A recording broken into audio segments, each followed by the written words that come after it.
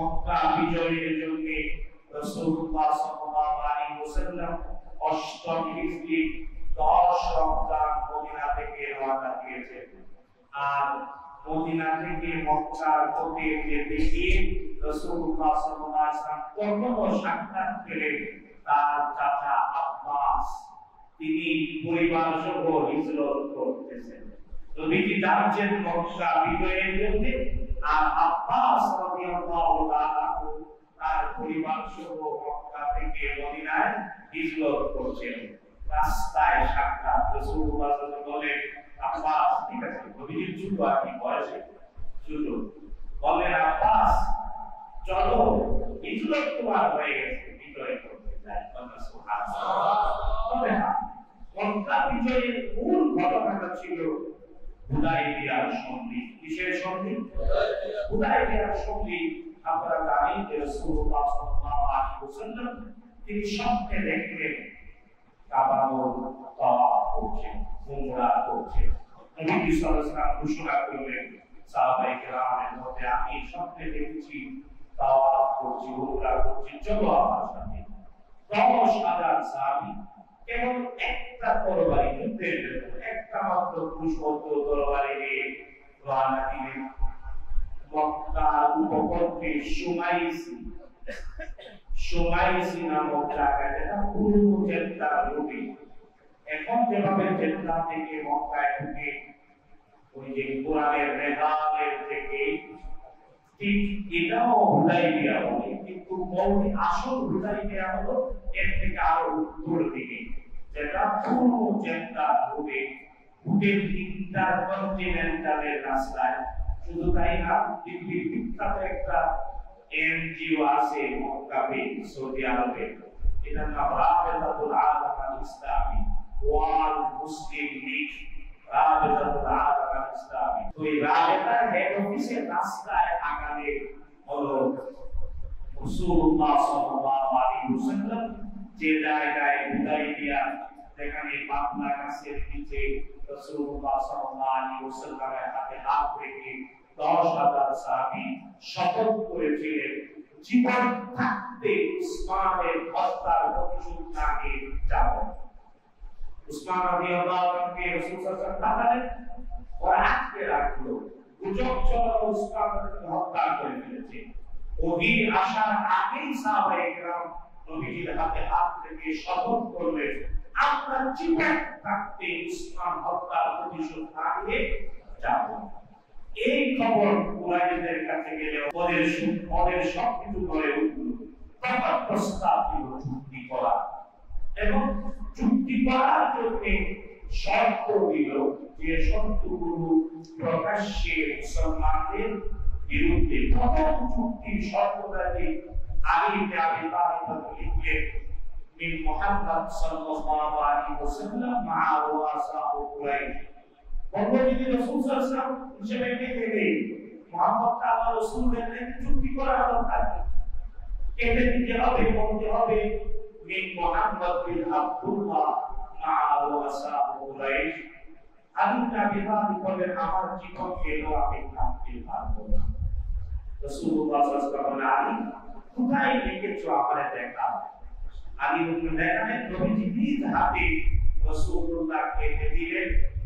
আলী রাদিয়াল্লাহু আনহু বলেন, লেখো বিন আব্দুল্লাহ, আব্দুল্লাহর পুত্র মুহাম্মদের সাথে মক্কার কুরাইশদের মিলিয়ে বুঝতেই পারেন। কিন্তু ওই যুগের একটা শর্ত ছিল, মুসলমানরা কোন পুত্রের সাথে সন্ধি চুক্তি করতে পারবে, কুরাইশরাও পারবে। যে যার সাথে সন্ধি চুক্তি করবে সে তাকে নিরাপত্তা দেবে, সে আক্রান্ত হলে সেও আক্রান্ত হয়েছে বলে প্রতীয়মান হবে। তাই চুক্তিবদ্ধ পুত্র পরস্পরে এক।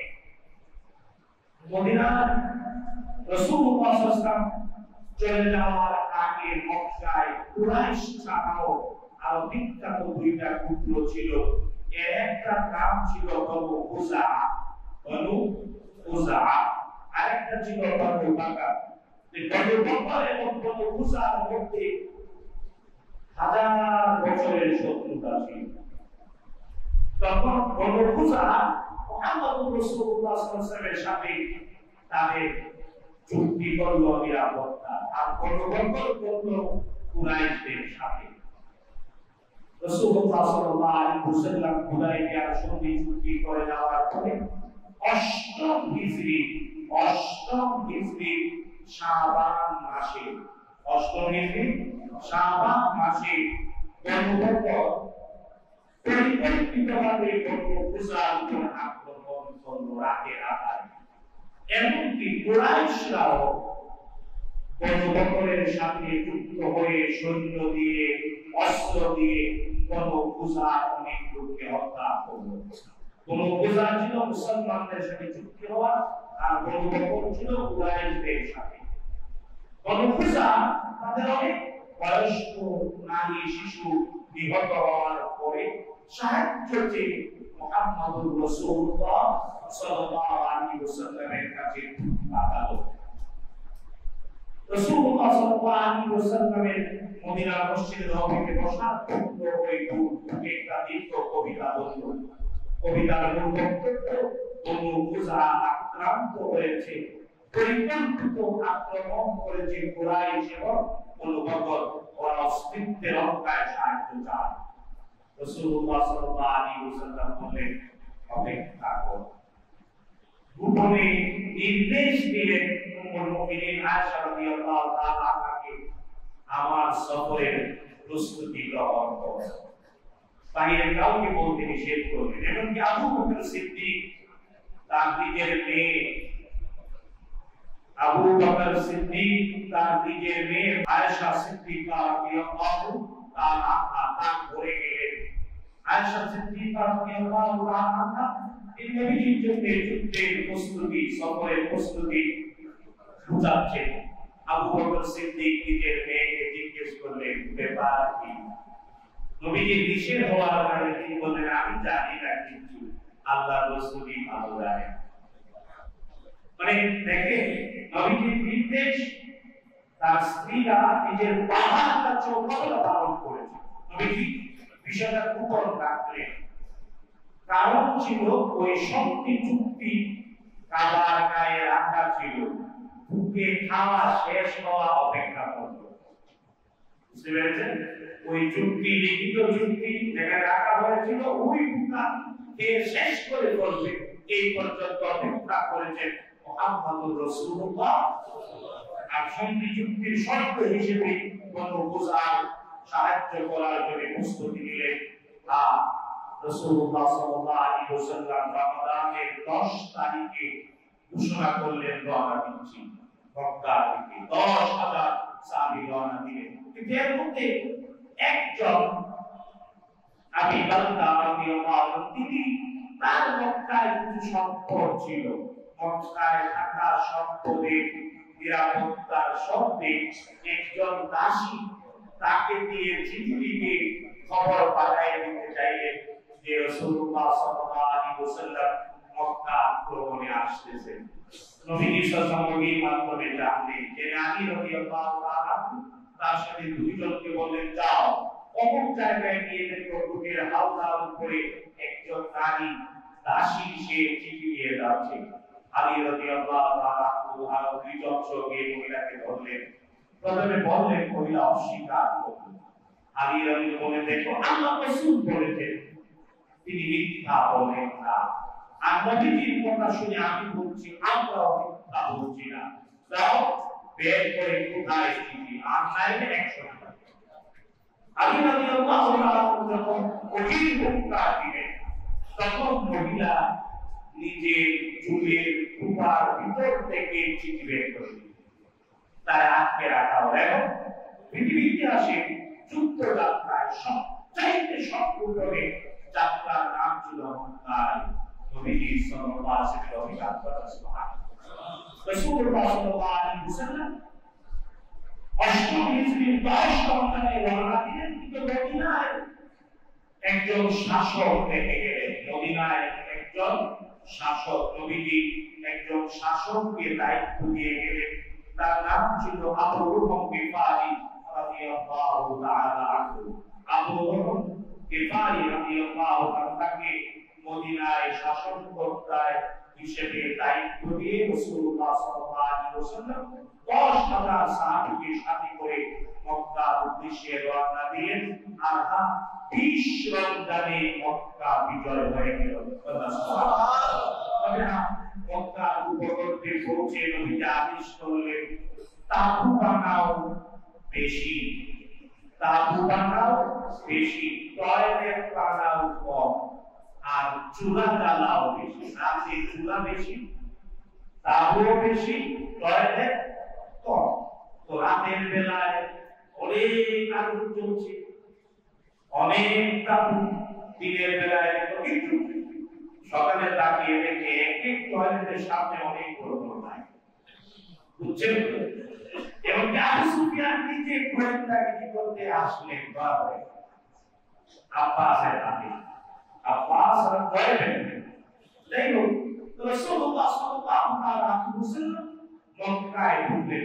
একটা জিনিস মক্কা বিজয়ের ব্যাপারে অনেক মানুষ বলে না বা জানে না, এটা হলো রাসূলুল্লাহ সাল্লাল্লাহু আলাইহি ওয়াসাল্লাম জন্ম নিয়েছেন মক্কায় যে বছরে আব্রাহা ধ্বংস হয়েছিল। কে ধ্বংস হয়েছিল? বলেন, কে ধ্বংস হয়েছিল? আব্রাহার ধ্বংসের বছরে রাসূলুল্লাহ সাল্লাল্লাহু আলাইহি ওয়াসাল্লাম জন্ম নেন মক্কায়। 40 বছর বয়সে তার উপরে ওহী নাযিল হয়। কয় বছর বয়সে? রাসূলুল্লাহ সাল্লাল্লাহু আলাইহি ওয়াসাল্লাম নবী এবং রাসূল হিসেবে 13 বছর মক্কায় ছিলেন। তাই 40 সাথে 13 যুক্ত করে কয় বছর? 53। মদিনায় হিজরত করার 8 বছর পরে মক্কা বিজয়ের জন্য আসলেন। তো 40 যোগ 13 যোগ 8 কত বছর? মুহাম্মদুর রাসূলুল্লাহ, এটা ভালো করে বুঝবেন মক্কা বিজয় কেন সিগনিফিক্যান্ট। কারণ মাত্র 61 বছর আগে, কত বছর আগে?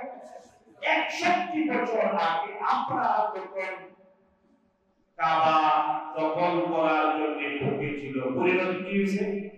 আব্রাহা পাতাদের হাতির বাহিনীর বিরুদ্ধে ছোট ছোট পাখি ঝাঁকে ঝাঁকে আসলো।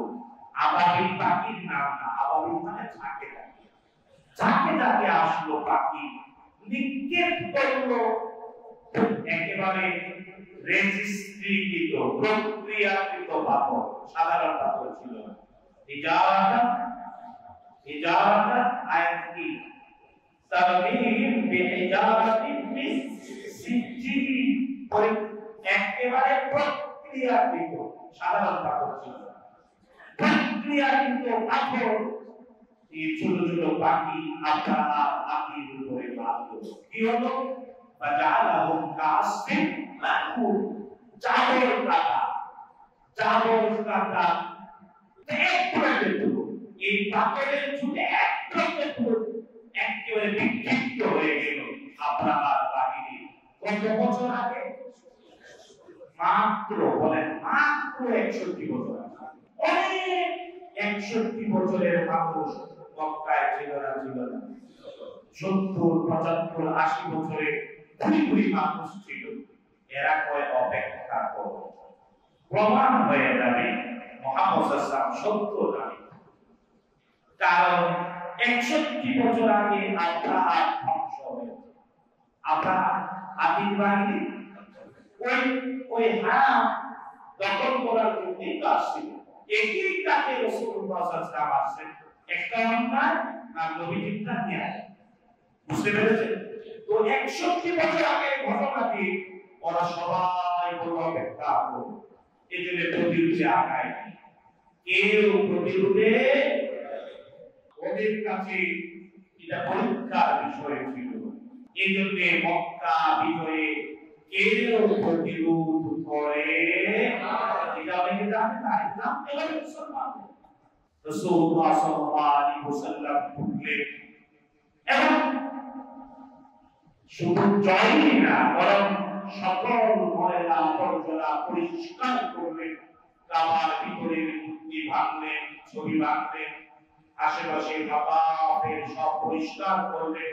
বললেন, জাল হাক্কু ওয়া সাকাল বাতিল ইন্নাল বাতিলা কানা যাহুকা সত্য এসেছে আর সত্যই মিথ্যা ধ্বংস মিথ্যা তো ধ্বংস হওয়ার জন্যই রাসূলুল্লাহ সাল্লাল্লাহু আলাইহি ওয়াসাল্লাম পুরলেন মক্কায় বিজয় করলেন ওরা অপেক্ষা করে দেখলো না বাকি তো আর যাকে যাকে তো আর বড় মূর্তি ভাঙা পরিষ্কার করে জমজম দিয়ে ধুয়ে তিনি বক্তৃতা করলেন আল্লাহ ঐতিহাসিক আরেকটি ঘটনা দেখুন আল্লাহ যে আমানতের আদেশ দিয়েছেন কাবাগরের চাবি ছিল উসমান বিন তালহা রাদিয়াল্লাহু তাআলা আনহুর কাছে তিনি গোপনে ঈমান আনলেন চাবি দিয়ে তার কাবাগর দরজা খুলে দিয়ে দরজায় বসে বসে দোয়া করছেন আল্লাহ চাবিটা আবার আমাদের কাছে আল্লাহ যে দোয়া শুনেন আব্বাস রাদিয়াল্লাহু দিয়ে বলেন ইয়া রাসূলুল্লাহ জমজম আমার বাপে দিচ্ছে আপনার দাদায় আমার বাপে জমজম বাইরে আমরা জমজমের মালিক কাবার চাবি বলছে নবীজি বুঝছেন আপন চাচা আবেদন নবীজি কিচ্ছু বললেন না অপেক্ষা করলেন জিবরিল চলে আসছে কাবাগরের ভিতরেই নাযিল হলো আয়াত ইন্নাল্লাহা ইয়াকুলু আনতুল আমানাত ইলা আহলিহা আল্লাহ আদেশ করেছেন আমানত যথাস্থানে ফিরিয়ে দিতে সুবহানাল্লাহ নবীজি নামে উসমান বিন তালহা খুদুহা খালিদাতান তালিদা ও উসমান বিন তালহা চিরস্থায়ীভাবে কাবার চাবিটা গ্রহণ করো লা ইয়ারজিউ আনকুম ইল্লা যালিম তোমাদের থেকে জালিম ছাড়া কেউ কাবার চাবি ছিনিয়ে নেবে না আগে পর্যন্ত উসমান বিন তালহা বংশের লোকের কাছে সাইবি এদের হাতে কাবারের চাবি সুবহানাল্লাহ তাই বললেন মক্কা বিজয় সত্যবাদীর বিজয় কিন্তু ছিল কৌশলে পৃথিবীর মানুষ তাকে বুঝে পৃথিবীতে আর এমন কোন বিজয় নাই যার সত্যবাদী মক্কা বিজয়ের মতো হ্যাঁ মক্কার লোকজন প্রতিরোধ করলেন ওরা ঝাঁকে ঝাঁকে বাকি আসার অপেক্ষায় ছিল কিন্তু বিশ্ব নবীত সত্য আল্লাহ তাকে কাবা পবিত্র করার জন্য পাঠিয়েছেন তাই মক্কা বিজয়ের পরে তলে ইসলাম কবুল করলো মানুষ বলেন না সুবহানাল্লাহ তাই বন্ধুরা আমাদের যেমন যুদ্ধ করে বদরের বিজয় হয়েছে যুদ্ধ অসংখ্য যুদ্ধের দ্বারা বদরের বিজয় হয়েছে আমার কৌশলে পৃথিবীর ইতিহাসের বিজয় এর নাম মক্কা বিজয় আমরা আল্লাহর কাছে সবাই দোয়া করি রব্বুল আলামিন এই পৃথিবীতে মুসলমানদেরকে বদরের বিজয় দিতে তার ফেরেশতা দিয়ে সাহায্য করবে ওয়াদা কে করেছে বদরের মতো যুদ্ধ যদি হয় 5000 মুজাহিদ ফেরেশতা তাদের পোশাক কিয়ামত পর্যন্ত খুলবে না তাই মুসলমানের ভয়ের কারণ নাই যদি বদরের মতো পরিস্থিতি তৈরি হয় মুজাহিদ ফেরেশতা দিয়ে সাহায্য করবে উচিত ফেরেশতা সাহায্য পাওয়ার উপযুক্ততা তৈরি করা বলেন আমিন আর যদি কৌশলে বিজয় দেন এর নাম মক্কা বিজয় এর নাম কি বিজয় মক্কা বিজয় মক্কা বিজয় মানে পৃথিবীর ইতিহাসে একমাত্র বিজয় এর কারণ ছিল ওরা অপেক্ষা করতেছিল বাকি আসবে ঝাঁকে ঝাঁকে কিন্তু বিশ্ব নবীর সত্যতায় সাহায্য করেছেন কে আল্লাহ মক্কা বিজয়ের পরে তলে তলে ইসলাম কবুল করেছে আল্লাহ সুবহানাহু ওয়া তাআলা মুসলমানদের ভিতরে বদরের যুদ্ধের বিজয় আর মক্কা বিজয়ের ইতিহাস কেটেছে বলেন আমিন আমিন জি ফিলিস্তিনের মুসলমান দেখুন ওই টেম্পু বেটা কি আর ভোর নাস্তা ভালোভাবে করিতে এটা সত্য মানুষ এটা সত্য মানুষ রাষ্ট্র ক্ষমতা চেহারা দিলে করতে হয় এই পৃথিবীতে কি আছে বলেছে মুহাম্মদুর রাসূলুল্লাহ সাল্লাল্লাহু আলাইহি ওয়াসাল্লাম কি তাল্লুক পেয়েছে বাবা কয় কাছাকে কিভাবে তারপরে আবার নাম কি যে শুরু করেছে প্রত্যেকটি মুসলমানকে বদর আর মক্কা বিজয়ের চেতনায় উজ্জীবিত থাকতে হবে। আসেন ইনশাআল্লাহ।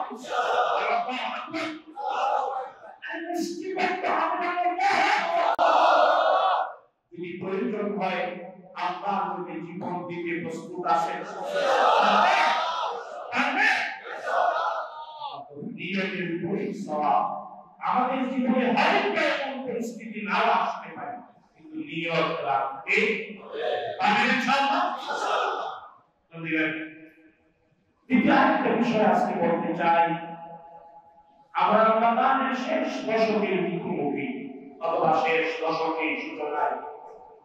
এই শেষ দশকে যে কোনো একটা রাত্রি লাইলাতুল কদর মুহাম্মদ রাসূলুল্লাহ সাল্লাল্লাহু আলাইহি ওয়াসাল্লামকে জানিয়ে দেওয়া হয়েছিল, কিন্তু তিনি বরফে বের হয়েছে, দুইজন সাহাবী কথা কাটাকাটি করছে, এর মধ্যে আল্লাহ নবীজির হৃদয় থেকে উঠিয়ে দিলেন।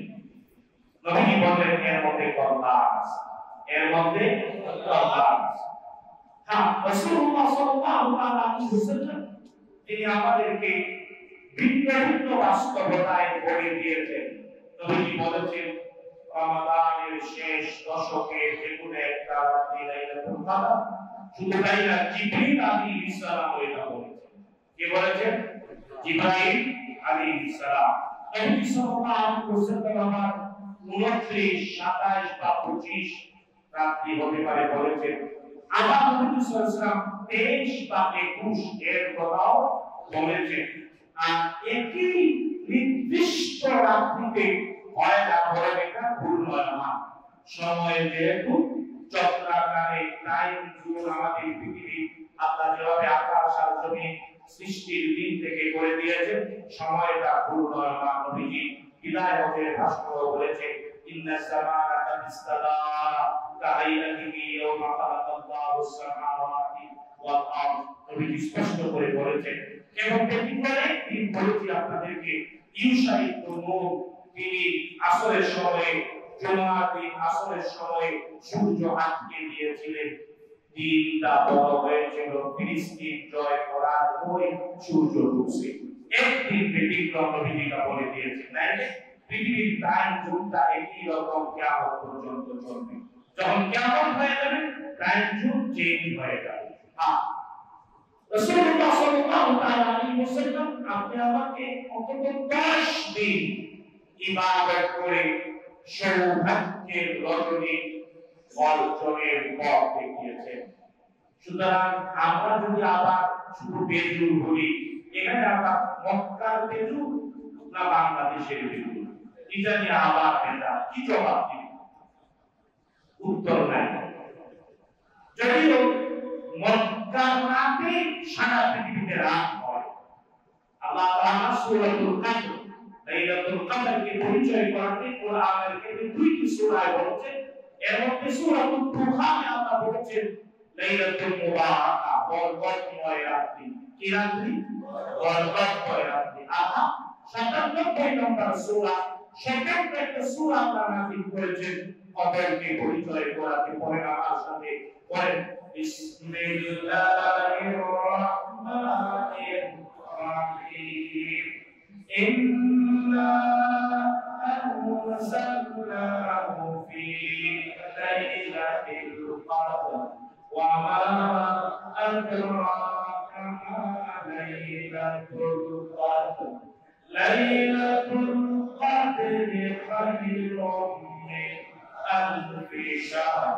تنزل الملائكة والروح فيها بإذن ربهم من كل أمر سلام سلام هي حتى مطلع الفجر.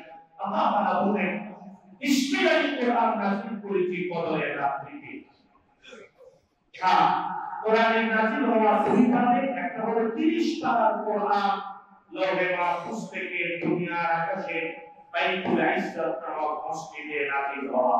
দুই নাম্বার রাসূলুল্লাহ সাল্লাল্লাহু আলাইহি ওয়াসাল্লামের উপরে সূরাতুল আলাকের প্রথম 5টি আয়াত নাযিল হওয়া এবং 23 বছর 6 মাসে পূর্ণ কোরআন নাযিল হওয়া। এই দুই নাযিল দুই ভাষায় আল্লাহ বলেছেন, একটা হলো আনজালনা আর একটা হলো নাযালনা। আনজালনা মানে একত্রে একসাথে নাযিল করা, আর নাযালনা মানে 23 বছর 6 মাসে নাযিল করা। কিন্তু এই দুই নাযিলের সূচনা হয়েছে এক রাতে, এবং এটা ছিল রাসূলুল্লাহ সাল্লাল্লাহু আলাইহি ওয়াসাল্লামের বয়স 40 সাল, ওই বছরের রমাদানের 23 তারিখ রাতে।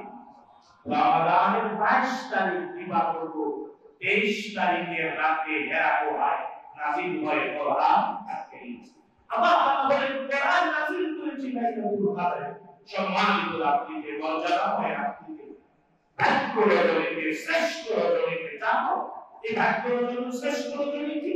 আল্লাহ নিজেই জবাব দিচ্ছেন, এটা হাজার মাসের চেয়ে উত্তম, সমান না, উত্তম।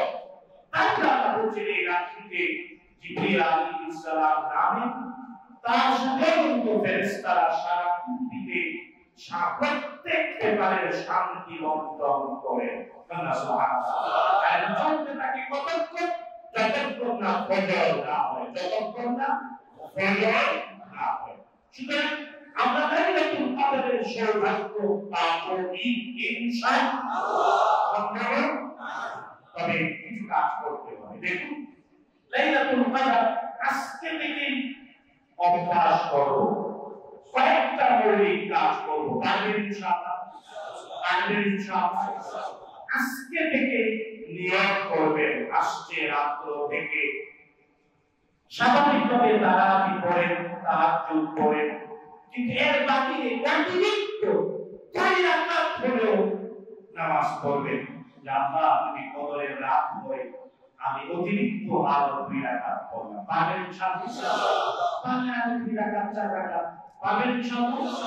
একটা পড়া এর যে অতিরিক্ত 2-4 রাকাত পড়বেন, পারবেন ইনশাআল্লাহ? দেখে আপনি আজকে থেকে শুরু করেন এই কাজগুলো। 2 নাম্বার, অবশ্যই একটু তেলাওয়াত করবেন। কি করবেন?